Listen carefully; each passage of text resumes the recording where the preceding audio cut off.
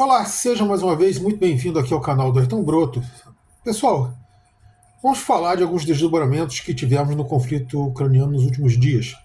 Mas antes, caso você ainda não seja inscrito aqui no canal, se inscreva no nosso canal, acione o sininho, ao final comente o que você pensa deste assunto e compartilhe esse vídeo aí nas suas redes sociais e com seus amigos.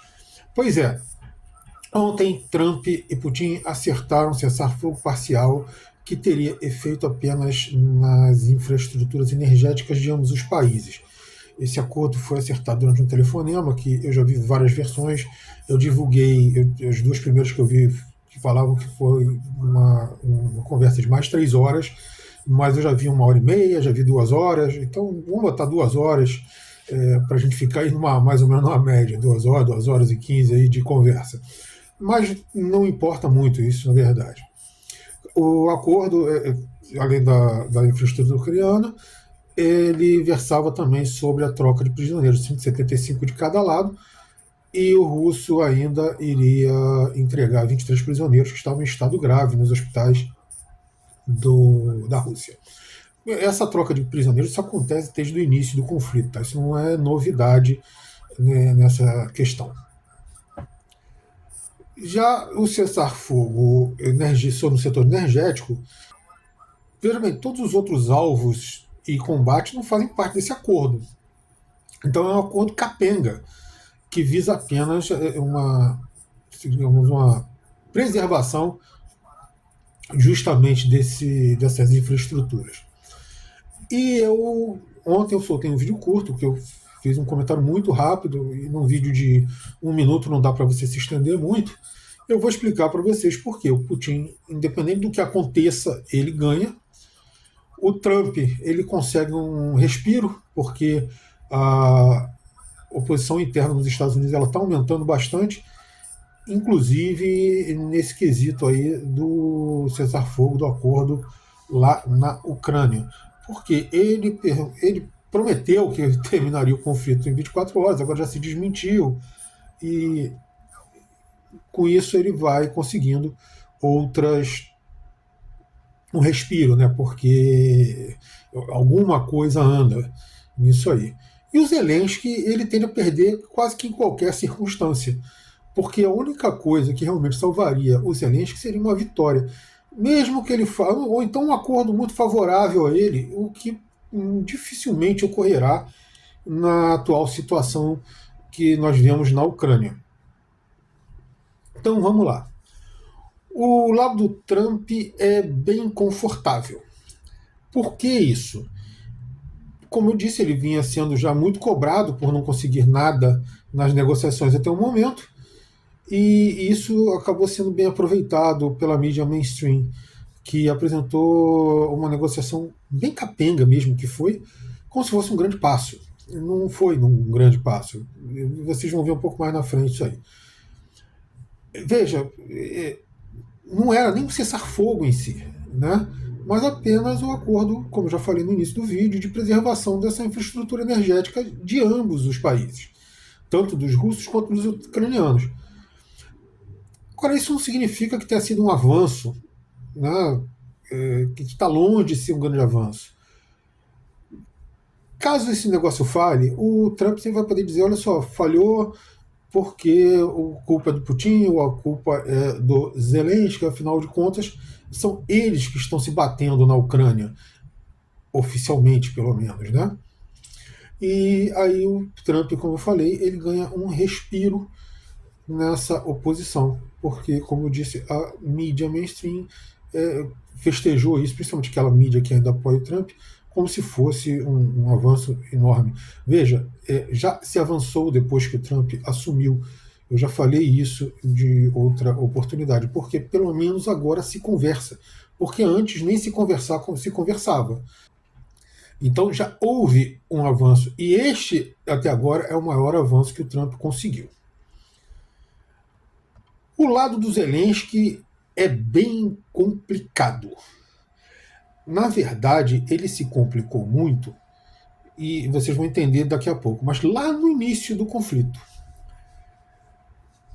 Vamos entender como é que a coisa do Zelensky funciona. Se ele consegue manter o cessar-fogo, então ele terá contra ele todo um setor da Ucrânia, principalmente aquele mais ligado aos chamados neonazis, e que são mais nacionalistas, mais antirrussos, etc. Eles vão culpar os Zelensky por toda e qualquer perda que a Ucrânia venha a ter no que tange aí a negociações com a Rússia. Qualquer coisa que eles pegam para a Rússia, eles vão culpar os Zelensky. E vão tentar também punir os Zelensky por isso. Se ele quebra o cessar-fogo, a Rússia volta a atacar o sistema energético ucraniano, ele vai ser culpado por ter quebrado o cessar-fogo. E será apupado por Trump. E também vai ser punido. Se as negociações avançam, os russos deverão pedir um líder eleito e ele terá dificuldade em conseguir se manter no cargo. Ele não é de todo execrado na Ucrânia, mas já está com uma antipatia bem maior contra ele. E tem alguns candidatos ou possíveis candidatos que contam com muito mais simpatia dos ucranianos. Então, assim, dificilmente ele consegue se manter no cargo caso ele não mantenha o cessar-fogo. E aí ele vai ter também problemas com justiça e talvez até com a população. Ele vai ficar sem as garantias do cargo e vai ser chamado ali a se explicar por uma série de problemas e desvios que aconteceram durante o conflito e até mesmo sobre o próprio conflito. Então a situação do Zelensky é muito delicada, mas isso não é de agora. Como eu falei, vem lá do início, porque ele se colocou nessa situação extremamente delicada quando ele resolveu rasgar os acordos de Istambul, que estavam prestes a serem assinados, e aceitar a oferta ocidental, que foi feita lá pelo Boris Johnson, e de ser financiado e equipado para iniciar uma guerra com, com vistas a expulsar os russos do território ucraniano. Uma expulsão que já tinha conseguido na negociação, segundo várias fontes, porque os russos iriam se retirar, eles praticamente a negociação dizia que eles iriam cumprir os acordos de Minsk. Praticamente foi isso. Teve mais algumas coisas que foram incluídas, mas, segundo quem teve acesso a essas informações, os acordos de Istambul eram mais ou menos umas exigências da Rússia e o cumprimento dos acordos de Minsk. A Ucrânia não teria perda territorial nem nada. Então, ele começou essa guerra, ele optou pela guerra, que ele dificilmente venceria, e ali ele perdeu a autonomia, ele perdeu a soberania, ele perdeu tudo, porque o derrotado na guerra perde todas essas coisas. Por fim, Putin ganha, aconteça o que acontecer aí. Vamos entender por que isso. Qualquer desdobramento desse acordo capenga, o Putin ganha. Vamos lá. Há cerca de 10 dias, eu cheguei a noticiar isso aqui no canal, os russos fizeram um ataque enorme às infraestruturas energéticas ucranianas. Foram centenas de mísseis e drones e fizeram um estrago grande nessas infraestruturas que já vêm sendo atacadas há um bom tempo, desde o início da guerra.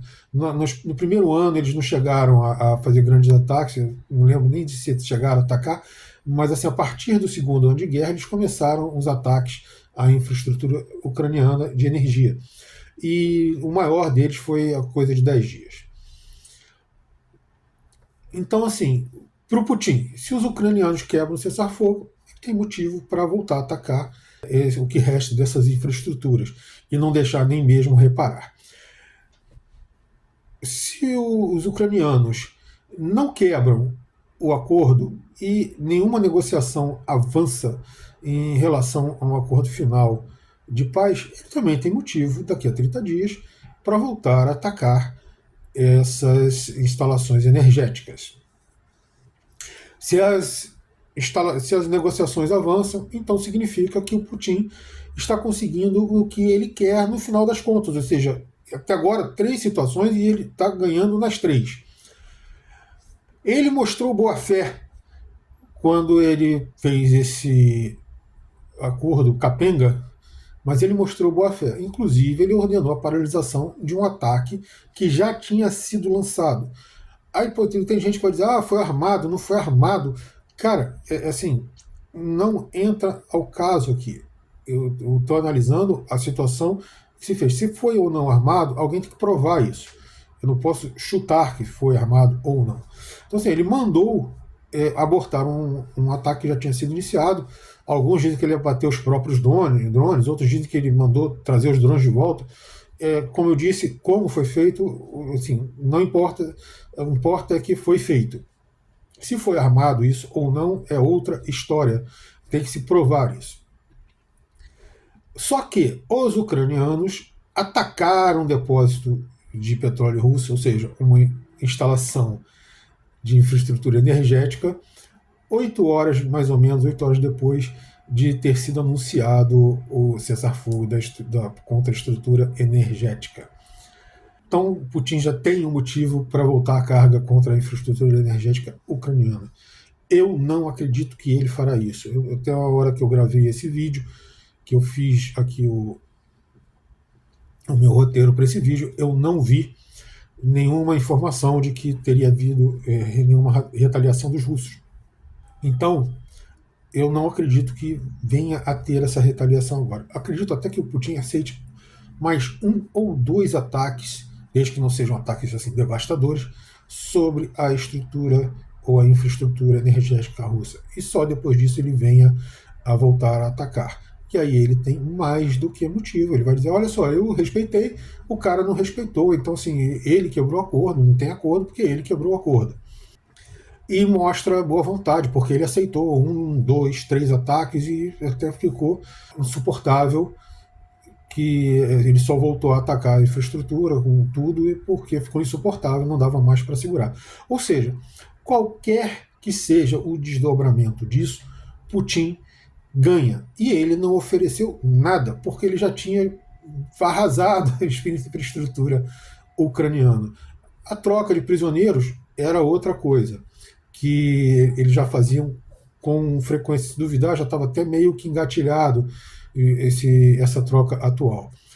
Então, assim, ele ofereceu quase nada e sai ganhador em praticamente qualquer circunstância. A única circunstância que ele não sairia ganhador disso aí é se ele próprio quebrasse, o que não parece ser a intenção dele, não seria estúpido a esse ponto.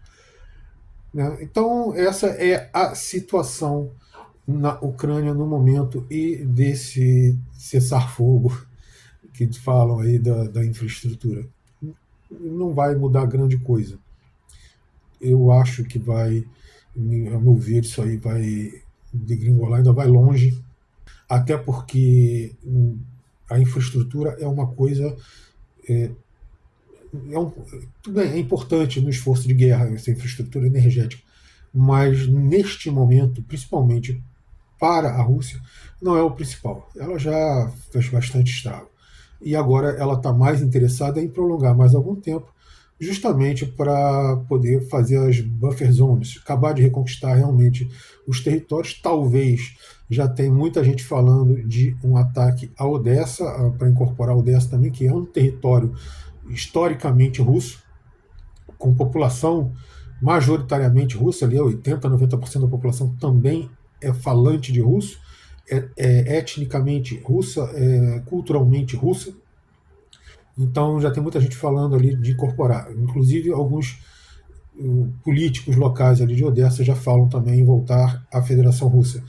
E a criação de uma buffer zone também ali próxima à região de Kursk, ali na fronteira com a Ucrânia. Por sinal, ontem, na terça-feira, os ucranianos tentaram ali um contra-ataque em Kursk, tentaram romper ali o cerco, não sei se para tentar resgatar os que ainda estão cercados em Kursk ou se para tentar uma contra-ofensiva naquela região, mas assim que eles cruzaram a fronteira, eles foram dizimados também, perderam pelo menos 3 tanques, alguns carros de transporte de tropa blindado,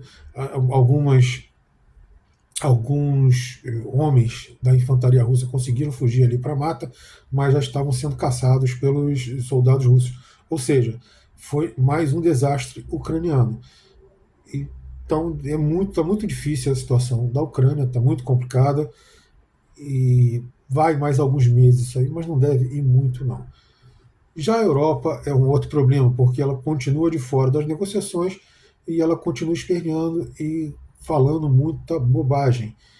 A gente vai depois falar sobre isso aí, né? Mas não tem muita perspectiva para a Europa neste exato momento. Pessoal, isso aí. Obrigado pela presença de todo mundo aqui. Até o nosso próximo vídeo.